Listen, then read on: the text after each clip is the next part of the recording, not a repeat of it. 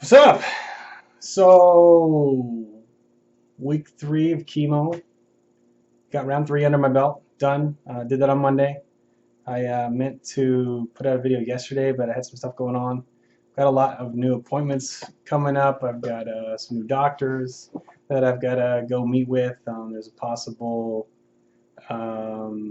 surgeon, a new surgeon that I'm going to be, who's actually going to perform the actual surgery when it comes time instead of the original team that had done it because they're a trauma team and that's not what they do all the time. So it's actually safer to have a colorectal surgeon who does colorectal cancer, the kind of surgery that I'm going to have that's very specific to the cancer and where it's at and how it's located. They've probably ran into a lot of things that it's going to cause them to be a little bit more knowledgeable when the time comes, and I'd like to have that under my belt, or go under their knife, whatever.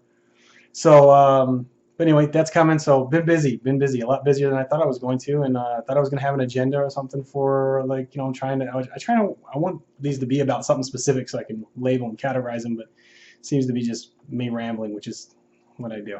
So, uh, shout out to my friend Ryan, sporting some of the gear he sent me when he first heard about my cancer diagnosis. It says, well, I'm not going to say it, there might be children watching, FUCK Cancer. It's a group. They, omit the U and they put a skull in the place. I think it's right. Anyway, I'd heard about them before I got this, so I knew what it was when he sent it to me, and I thought that was awesome. I think it's a really good cause, and it's got like this aggressive marketing campaign against people who, they have cancer and, going at it tooth and nail instead of just lying back and letting it happen to them. And I kind of appreciate that and I like it. And may not be the aggressiveness is not exactly my attitude. I'm just being more positive about the situation. But I thought it was kind of cool. So he got me this, and it's like an ugly Christmas sweater that came with it. That was really awesome. So thanks, Ryan. I've been wanting to wear it every day, but I know I can't. So. And also, I'm trying not to offend everybody and their mom when I go out to the grocery store or something. Because oh, what is that? It's a curse word. Oh, children, So I'm careful where I wear it. So I just wear it to the cancer ward when I get my infusions, mostly. So I actually just got back from there. Had a bit of an emergency today. Not a fun day. I woke up and I had it felt a little damp in a small area on my shirt, and I'm like, okay, did I drool on myself in my sleep or something? I don't know what happened. So I got up, went to go change my colostomy bag, actually, took my shirt off, and I realized that I had a little bit of liquid draining down. Looked like blood, but it was really thin, and it was draining down where the tube goes from my port to the chemo bag. So when that happens, they say that's potentially a chemotherapy leak, and you're basically hazmat material now. So I kind of panicked. I wasn't supposed to go in until 2 o'clock. This is about 10:30 in the morning when I noticed it, and I took, so I immediately found some disposable cloths and stuff that I can wipe it up real quick, just get it and see if it's still leaking. It continued to leak a little bit, and I didn't know what to do, so I tried to call a couple people to get a ride, but it was early in the morning. No one was expecting it. Sometimes you just can't do things the way that they need to be done. But this is an emergency, and I wasn't going to call 911. It wasn't like that. But I needed to get to the place, the chemo place, and in a hurry. So I actually took it upon myself to drive. I had not taken any of my medications that make me drowsy, like morphine or anything like that. I wasn't on anything that would have impaired my driving. So I was like, I'm going to try it. I'm going to get it in there. Didn't realize that where the seatbelt goes is directly across where the port is accessed. And so I had this needle sticking out. I'm leaking. I have a pad that I stuck underneath there of gauze. And I've got my chemo fanny pack that I can't disconnect from myself. It's super annoying, super annoying.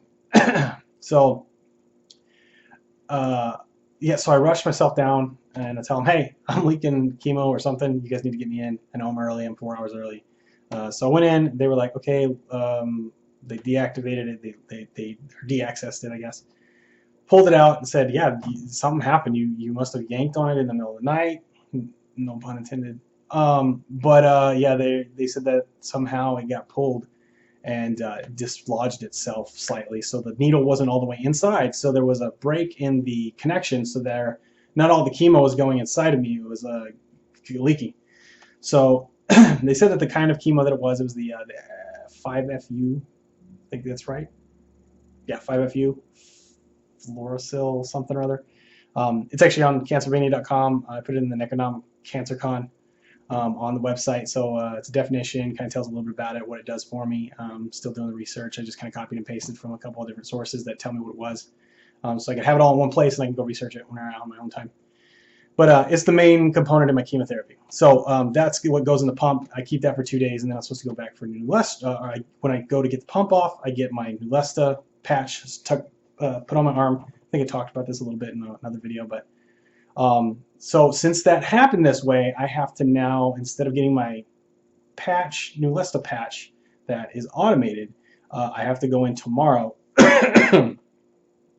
and get an actual shot of it into my arm or whatever, so that it will, which is when the little gadget that they put on you would have done it anyway. So I don't understand. I guess it just keeps you from having to go back into the hospital, into the place to have you waste a nurse's time that could be used on another patient or something like that. So I have no problems with this. I'm not able to do anything right now, so that's it, you know. I'm really, you know, they keep apologizing to me and saying, "Oh, I'm so sorry, you had to come back here again." It's like, what else am I gonna do? You know, I got some projects that I'm working on at home, but you know, it's not a big deal to me. I'm trying to get better. I'm trying to get, you know, keep my spirits up, stay positive, keep my mind busy, talk to you guys, and you know, keep things moving. Keep things moving. So, positive note on the way back. Got me some Dunkin' Donuts. Coffee, calm down. I'm not eating sugar, no donuts. I may have got some hash browns though. Anyway, what else? There was something else I was going to say. Didn't win the Powerball. You all know that though. Whatever. Thought my luck was going to change, but it's cool. Whatever. I'm not bitter. So, yeah. You know, this always happens. I had something to say that I was going to segue into, and of course I'm forgetting it now. So, and my editing software is down, so I can't even edit this out. So I don't know what I'm going to do. But anyway, keep checking Cancervania.com. If you haven't, if you feel the need to donate, my GoFundMe page is still up. We're well behind the mark that I thought I was going to be at, which is fine. You know, I really was hesitant about putting that up anyway because I feel like I'm panhandling and I hate that. But I'm mentioning it because, you know, if my surgery, if the surgeons the other surgeons that I talk to don't take my insurance, I don't know what I'm going to do. I mean, those surgeries are going to be, I have no idea what that would cost. So if I'm going to pay for that out of pocket, no idea. No idea.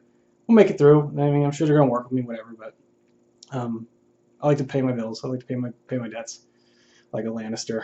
Anyway, Game of Thrones.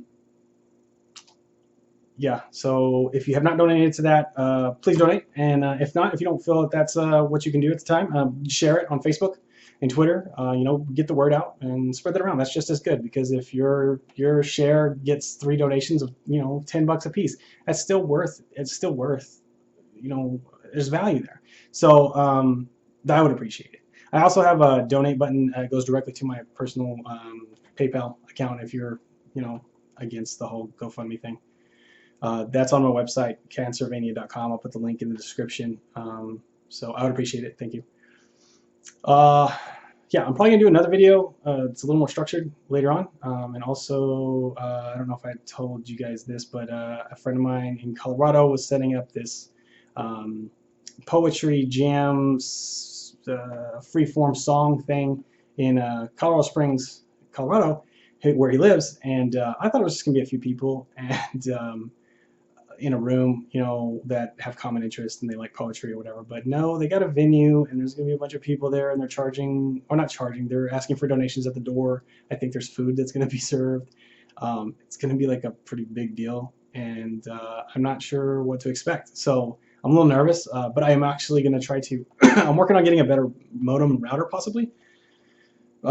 Before that happens on the 30th of this month, because I want to be able to, if I can't stream it through something like Ustream or what's the other one that I use on my phone, Periscope, If I can't figure out how to use one of those to get it streaming live, I'm going to try to record it so that way I can. It's going to be done through Skype, but I'm going to try to record it so that I can play that back or have it available on the website in case you guys are interested in looking at that. I think it's going to be kind of cool, honestly, not just because I'm involved, but just, this is a really cool thing, and I'm a creative person, and I like seeing people exert their creativity, and and if it's for a cause, all the better. That's actually what I really want to do. I think that this is going to be a springboard for some things, some future projects, things to come, in finding a purpose for my art, because it's something that's been really lacking in my personal life, is finding a purpose for it. I can go to a job and I can work and I can be the best that I can be at that job. And I have done that. That's just what I grew up, learning. That's just what I was taught to do. Whatsoever thy hands find to do it with all thy heart, soul, and mind. And I think I just butchered that as a scripture, but somewhere in the Bible. But yeah, that's basically how I've lived my life, and try to instill that in my daughter, and just let other people see that whenever I'm, whatever job I'm doing or whatever I'm doing. So whether it be art or what. So I think there's a purpose here, and I think that there is a lot of things that are happening because of this cancer inside of me that are going to be positive, not just to keep me positive, but it for the, I don't want to say the world, but yeah, the world. I want to be a positive influence on the world and people around me, and I've got a lot of friends, and I'm blessed. I'm really blessed with that, and it took this to make me realize how many friends I did have, and it really changes you whenever you feel that. You can know it in the back of your head, but something like this happens and brings all the people out of the woodwork that you haven't seen in forever, and they're asking me how you're doing. It makes you feel loved, and that's important. It's important. It's extremely important. So, but don't wait till somebody's got cancer to reach out and talk to them. Just go. You got some friends that you've been meaning to keep in contact with. Go do it. Don't wait till you have cancer and you're in a hospital, or they're in a hospital for some reason. It doesn't have to be cancer, whatever. But stay in contact. Stay in contact with your friends and your family. They're important. They're important, and we lose sight of that a lot. So, and on that note, I think I'm going to cut this off because I think I've already been at 15 minutes rambling on. But hopefully later on this week, I've got something that I do want to touch on, and it involves all of the celebrities that have been passing away. And it's actually one of the reasons that I've been, slow and go, not releasing stuff on Mondays, because it's like every time I turn around, I see somebody, so-and-so died of cancer, and they were 69, and yeah, they're older, whatever, but it's still, you see that, and it messes with your brain a little bit. Psychologically, I've taken a couple hits these last couple weeks, and truthfully, I'm not even huge fans of some of these people. But David Bowie, that one hit hard. That was bad. So anyway, I'm gonna have a little segment about that in probably my next video. So maybe up later today, maybe up tomorrow, sometime later this week. Who knows? I got a lot of appointments that are on unexpected this week. I've got to go get another CT scan on this whole thing and make sure this is gadgets, gizmo, whatever is okay. And I've got some people that want to come by and say hey, and I've got a few things that I got to do. So anyway, all right, well, that's it. Have a good one. And yes, I'm going to let you watch me turn this.